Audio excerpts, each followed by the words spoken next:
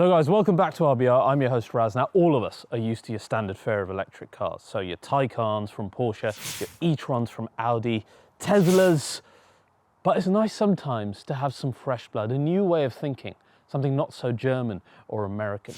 And today we're looking at a brand that has been born perhaps from Volvo, but is very young in the auto industry and a totally new manufacturer here at RBR as well. Only been in the auto industry for 3 or 4 years. That is Polestar cars. We're going to be taking a look at both their original flagship, the Polestar 1, which debuted in 2017, which was a very interesting, both feet in hybrid car, which did things back then that even automakers today aren't doing. And then we're going to look at their brand new Polestar 2, which sets the tone for every other car coming in the future from them, including the 3, the 4, and the 5 that I'll tell you a little bit about later in the video. This is going to be quite fun for you guys because this is a Swedish brand. It's not your typical German fare. The way they think is different. The way they design things is beautiful and quite different. So let's dive in and let's check out both the Polestar 1 and the brand new Polestar 2.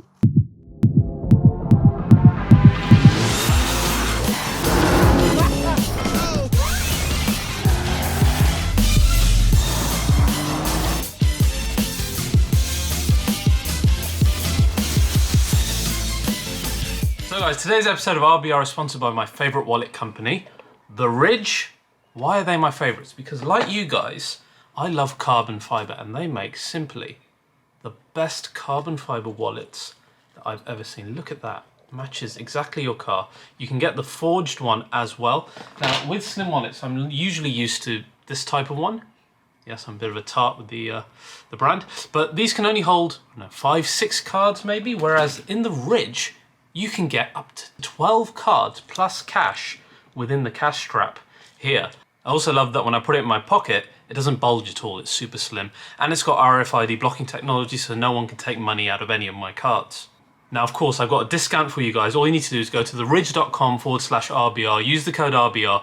You'll get 10% off one of these awesome carbon wallets. Help support the channel as well, and you'll have something super stylish and something that matches lovely motorsport cars. So go to ridge.com/RBR. So guys, immediately when you look at a Polestar car, it reminds you of a Volvo. And to be fair, modern Volvos have been some of the most gorgeous cars on the road, particularly their XC range, which just look absolutely fantastic. Such clean lines, such wonderful sculptures, and Polestar really takes that idea and brings it to the next level. In a lot of ways, thanks to the fact that they aren't traditional combustion cars, they can get away with different shapes, and just the fact that they look so refreshing versus everything else on the road. But that link to Volvo is very deep. Now, where did Polestar originally come from? A little bit of history for you guys. It used to be a racing team known as Flash Engineering, who later got renamed to Polestar. They used to make racing Volvos. And back in 2009, they were bought out wholly by Volvo. Then they started to officially work on and modify series production Volvos. But over time, Polestar started becoming this kind of mad scientist's lab for Volvo, a place where different thinking, new technologies and new ideas would be born. Around about this time, in 2013, Volvo showed us the gorgeous Volvo Concept Coupe, a coupe that was heavily inspired by the gorgeous P1800 of Volvo's past, particularly with that rakish roofline. Now, of course, this was the predecessor to our Polestar 1, and this is the first car that we're going to be looking at today.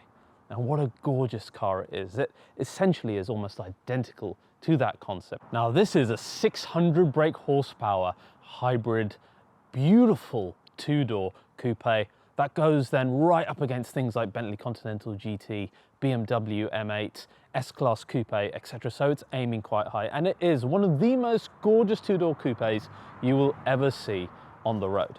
Part of the reason for that is most of the outer body, like our bonnet, our wings, our doors, our boot lid, our roofline, etc., is made out of carbon fiber reinforced plastic, which allows it to be so curvaceous and edgy that they wouldn't have gotten away with a design like that if they'd used traditional steel.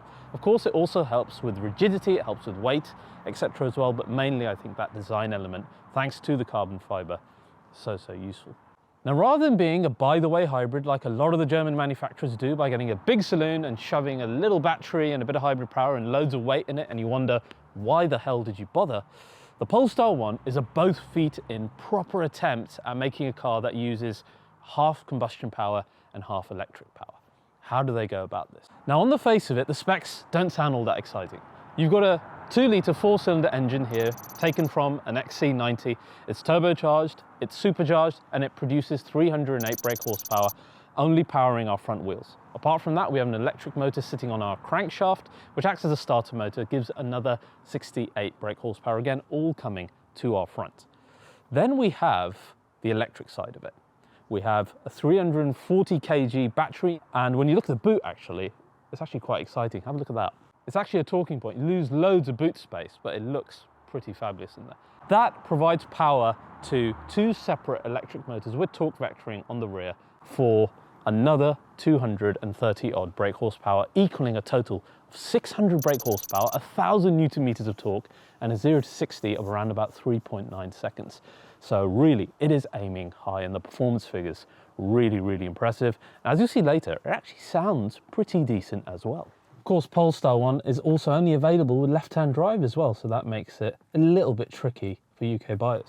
It also has a really impressive electric-only range of about 70 miles in real-world use, which absolutely laughs at things like the new Panamera with about 30 miles, or let's forget about AMG's GT63 e-Performance with a measly half of that. I mean, what is the point? So like I said, this is a both feet in hybrid vehicle that's trying to give you the best of both worlds rather than the worst of both. But the real question is, how does this gorgeous two-door coupe drive? Let's take it out for a quick spin and see that now. So guys, first 100 yards in Polestar 1, and it feels such a special vehicle. It's really nothing like its competitors in that it is a both feet in hybrid. You know, you drive things like Panamera Turbo SE Hybrid, and even you look at things like the GT63 e-Performance, it seems to be a totally unnecessary exercise. Take the GT, for example, 800 brake horsepower. Who needs that? Who needs the EV range of, 20 kilometers? Why is this car being made? Whereas the Polestar, like I said, it's an all-in hybrid car. The combustion engine only accounts for if half of the power available to you, and that's only driving our front wheels, whereas our electric motors are sat firmly on the rear with the battery, providing everything else leading up to the 600 brake horsepower. And it genuinely feels to me like, even though this is a hybrid car, that does the hybrid thing so brilliantly in that it's indiscernible when the combustion engine is working and when the electric motors are. This could just be a pure electric car and you wouldn't even know the difference. Listen to that. Not only do you get the whine of the EV side of the car, you get the roar of the combustion engine as well. And it is a nice rumble and a nice build-up. Listen to that. Instant response. You get the EV side of it and you get the combustion engine side of it. I think equally, 50-50. And it's a wonderful marriage between the two here. I'm currently in hybrid mode, which is everyday use. We can go into pure, which is electric and then rear-wheel drive only. Then you've got the all-wheel drive mode where the car really does push on. And it is a really nice car to drive fast. The steering is quite wonderful. I'm quite used to driving left-hand drive cars, so this whole thing really doesn't bother me, if I'm totally honest with you. In fact, I think it actually quite suits a country B road in the UK quite well. It might annoy a little bit daily, but this is kind of the unique aspect of this car as well. Remember, it's limited edition. There's only going to be a maximum of 1,500 made anyway. And the fact that it is a left-hand drive vehicle, it's kind of quirky. One thing that I'm very pleasantly surprised about is how good the steering is. Yeah, really nice and communicative without being heavy, yet daily driving nice and light as well. It's got that sunk into the road feeling that you get from EVs, of course, due to the weight. But then as you're coming in hard to a corner, it's got more than adequate power to shoot you out of it as well. Speed is nice, handling is good, steering is lovely. Truly, probably the best hybrid car that I've driven in the performance sector. All the others just seem like a tick box to me, like the brand had to make it, so they did. This is really something that's been made from the ground up to be a hybrid. It makes sense as a hybrid, and I'm kind of sad that they won't be making any more and they'll all be electric, because it does it really, really well. Now, let's go back and see what the newer Polestar 2 offers. So a pretty impressive car. Yes, the handling and suspension, a little bit old. It does very much feel like a mid-noughties car, but what a flagship to start it with, because whenever you see this thing on the road, you'll always remember it. It's low, it's gorgeous, it's got such a muscularity. The lights are so memorable versus the typical German cars where you can simply swap a badge and you'd have no idea what the manufacturer is these days. This looks so distinctive. And the same is true of the Polestar 2. It is a really, really gorgeous car. And again, the design anyway, originated from a Volvo concept car again, and that was the 40.2 concept car back in 2016. Max Missoni, who designed it back then and who is now the head of Polestar design, said that when he designed this and saw it in the flesh, he realized he hadn't made a Volvo, he'd actually made a Polestar. And I think the clean lines kind of give that away. So very similar to the concept. Now, the actual car is based on Volvo's CMA compact platform. So in a sense, it's related to our XC40s one. And I think you can see that on the face of it. The body uses ultra high strength boron steel. It's also got extensive use of aluminium, particularly around the batteries to keep them safe. In terms of suspension, we've got McPherson strut suspension on the front. We've got a multi-link suspension on the rear, so nice and modern. Of course, you've got struts and braces, particularly in our twin motor performance model here. Then in terms of our weight distribution, you're looking at 51 to 49 to the rear, which is pretty good. Now, we can't talk about weight without talking about the batteries and, more importantly, how they're positioned. Once again, taking some inspiration from that Polestar one, the batteries are again kind of in a T shape, with a lot of the batteries coming through the central tunnel, where you normally have, for example, our gearbox, etc., on a combustion car in the drive shaft, and then the majority again at the bottom. So this gives us a really nice low center of gravity right in the middle of the car, and it also gives a lot of space for our internal occupants. This battery is a 27 module battery, and in terms of range, we're talking something quoted at around about 291 miles. We'll see when we jump in what the reality is. Then we come to the electric motors. Of course, you can get a single motor version of the car, but the one that we're reviewing today is the twin motor performance pack version. And with this, you get two identical electric motors, both on the front and on the rear, and each one produces 204 brake horsepower for a total of 408, 660 Newton meters of torque, and a 0 to 60 around about 4.5 seconds. So it is a little bit of a sleeper, this car. The power split is 50-50 fixed on this, and the cooling for both the battery and the electric motors is all liquid-based actually, which is actually quite clever.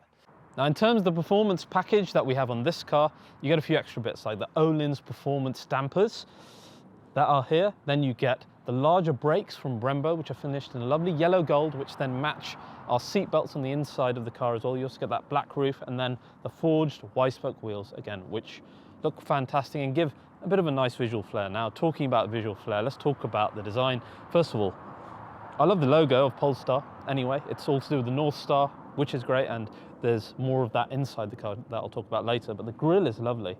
These square blocks, I've never seen this done before, and it looks like something that would almost transform and morph, which is lovely, rather than your typical slats that you get in every other car. Lower part of the bumper is very typical EV, I think, but the lights are nice. Again, a lot of Volvo DNA in there. And these are quite intelligent pixel lights. They've got, I think, 84 pixels per bulb, which is one of the highest in the world, I believe. The bonnet is lovely. You've got this lovely cut that goes through each side, and it really accentuates the wheel arch. Wheel arches are nice and big, wheels are nice and big. I love the wheels. These are not very German at all, are they? This is a very much kind of a Swedish design. And I like it. I think it really works. Lots of black plastic around this because essentially it is a crossover rather than being a tall saloon, if we're honest. But where the car really comes alive, I think, is the side. You've got this really sharp line that goes through the middle here. And in fact, before you reach that, one of my favorite bits is these lovely side mirrors. Why are they lovely? Because they're frameless. Look at this. So the glass inside doesn't actually move. It's the entire thing that moves. And that's it's different thinking, and I like it. Anyway, the roofline, fantastic. Lots of black glass and black trim moving across and then ending at the C-pillar. Of course, the rear, so gorgeous, the rear lights. You know, not very Germanic at all. It hasn't got the single bar like every single German manufacturer is using at the moment. Lots of black plastic at the bottom, but again, you know, SUV kind of par for the cause. And again, it looks nice. It's a car that is very memorable when you see it on the road. Now, we're going to go for a drive in a minute. Before that, I'll show you the interior of the Polestar 2. But as I said, this car is a harbinger for the future Polestar cars. What are they? First one, Polestar 3, is going to be a large electric SUV. Polestar 4 is going to be kind of a more sporty SUV, perhaps slightly smaller, a bit more crossover-like, a bit more X6 GLE coupe. And then finally, Polestar 5, which is due to be a sleek electric saloon, which I think we got a bit of a preview in Volvo's latest Precept concept car, to what it might look like. That could be an absolutely stunning car, I think. So exciting times ahead for this very young car manufacturer. Let's head inside our Polestar 2 and check out the interior. Now this is actually a really nice car interior. And the thing I like about it is, unlike a lot of manufacturers who started with the thinking of what does a future car look like, and they removed all the lines and all the structures, and it just became boring. I mean, look at stuff like the Teslas, even to be fair, Taycan, the Mercedes application as well, the giant screens, etc. There's not a lot going on in the dashboard and not a lot going on in the driver zone. Whereas here in the Polestar 2, it's actually really quite nice. You've got a traditional looking driver zone in front with a nice hood around it. It's a really nice angular hood, actually. You've got really interesting vents that are somewhat inspired from Polestar 1. Yes, we've got a giant screen in the middle, as is par for the course these days. But look how interesting this middle part of our center console is. Look how interesting our gear selector is. There's lots of lines, there's lots of cuts, there's lots of interesting architecture. And this is how a future thing should be. I mean, look, if future meant no lines and boringness, then the Millennium Falcon would simply be a boring flying saucer rather than a really interesting rusted piece of space junk. And that's what we like. We like more interesting stuff. So I like the fact that it's got lots going on rather than little. And the other great thing about it is the build quality. Now we get onto that in a minute. First of all, there's a massive disparity between this interior and what we saw in the Polestar 1. Let me show you the Polestar 1 first. It is still a lovely interior and actually reminds me in a lot of ways of kind of like the Bentley Continental GT in terms of the fit and finish, the leather style used, the stitching, the interesting broguing in the leather. I don't have the benefit of knowing modern Volvos as much as some reviewers who've likened the interior to it. I just think it actually looks really nice and premium. So that's from a completely non-biased standpoint. So that was very much a noughties interior. Not that that's a bad thing, but Polestar 2 really thinking ahead instead. So the first thing that you get when you jump in the car is the most important screen for an electric car, and that tells you battery level and range immediately as soon as you get in. And that's so important because that's what you want to know immediately. So at the moment we've got 88% and a range of 220 miles. And the other cool thing about the Polestar 2 is to get going, all you need to do, put your foot on the brake and choose a direction. And the car is actually on now. We are actually ready to go. And similarly, if we want to stop, just put it in park and that's it. The car is then off, and it's kind of simplified that process of starting and stopping a car.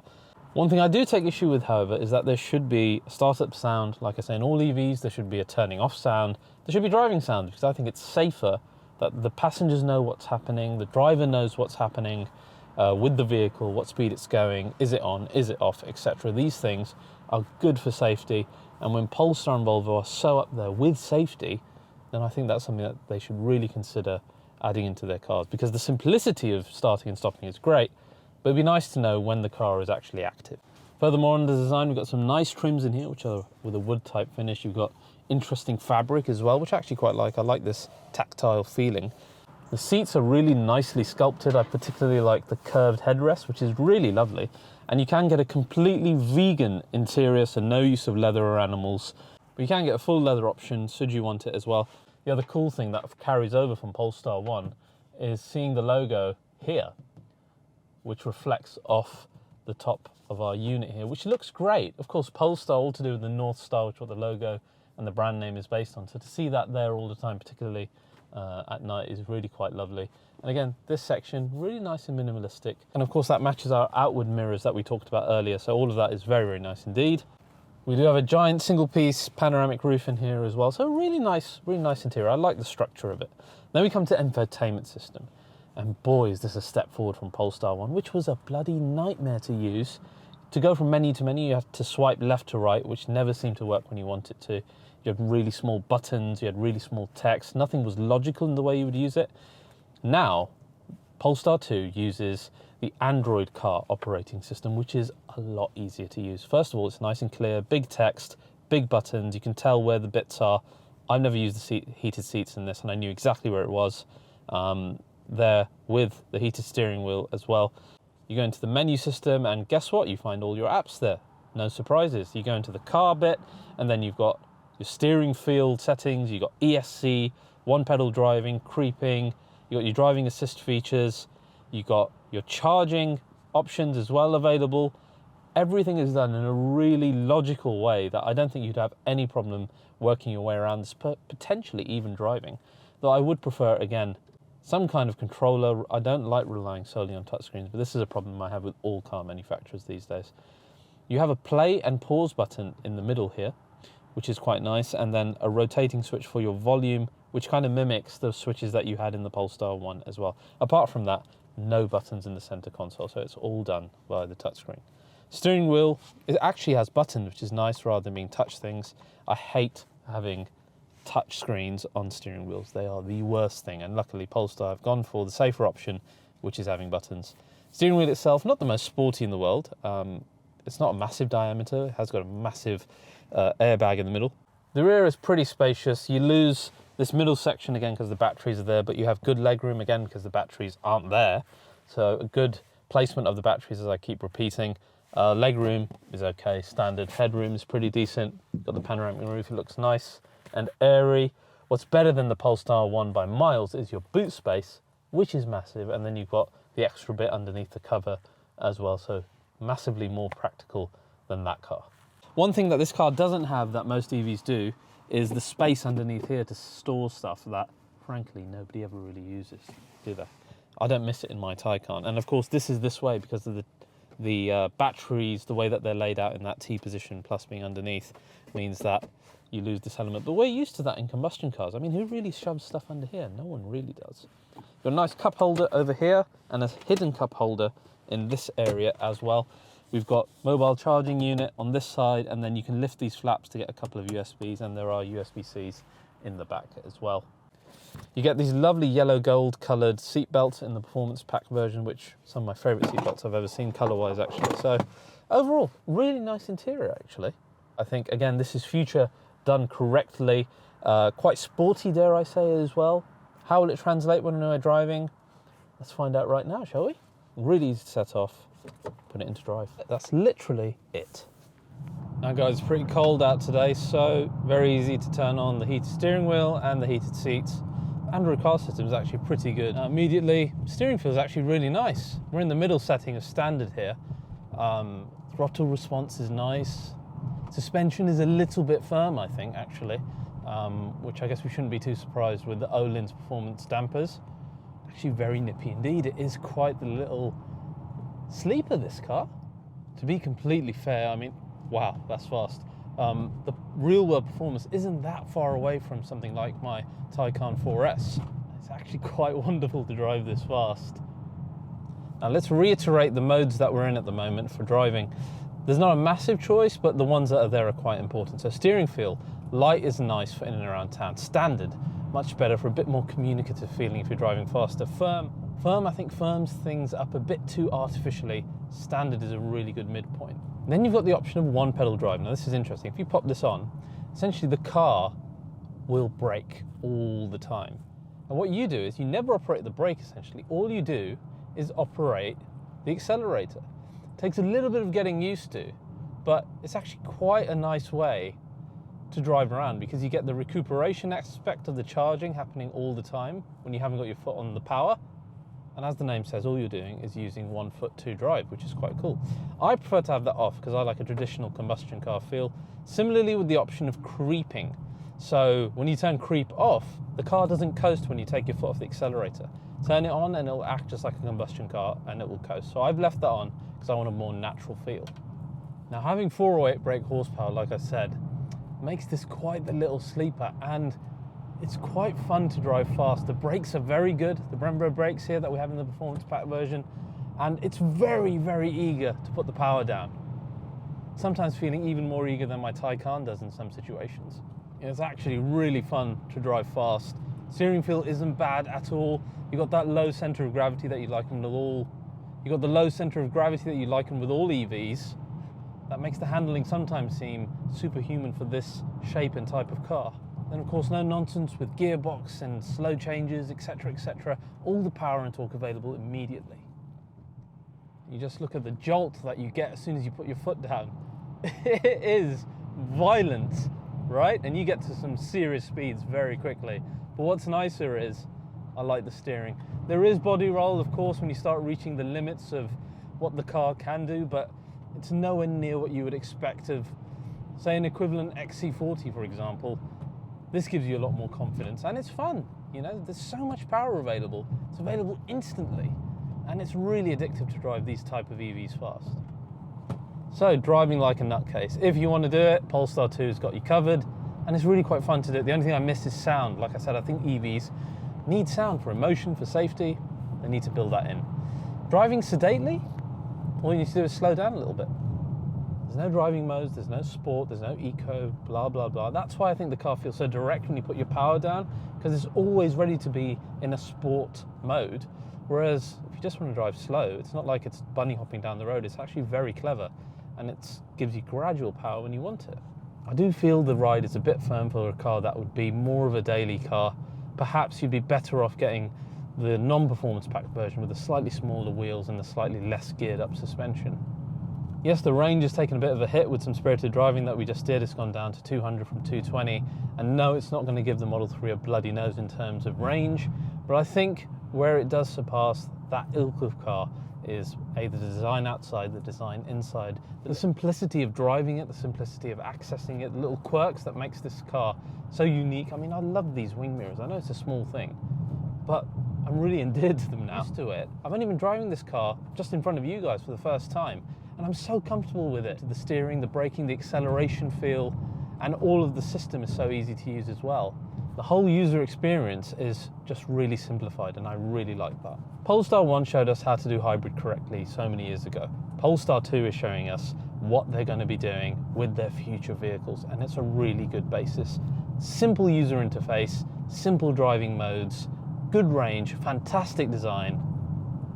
All of this from such a young automaker makes for quite an exciting future ahead. This car is right up there with all the German and American EVs, and for an automaker that is genuinely very young, that's very impressive.